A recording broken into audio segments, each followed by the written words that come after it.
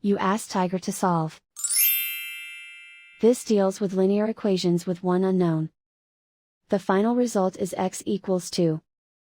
Let's solve it step by step. Group all x terms on the left side of the equation. Subtract 2x from both sides. Group like terms. Simplify the arithmetic. Group like terms.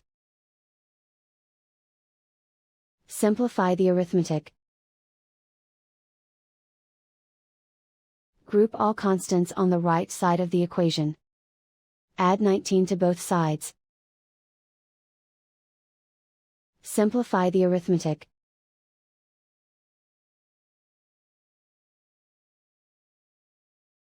Isolate the x. Divide both sides by 7. Simplify the fraction.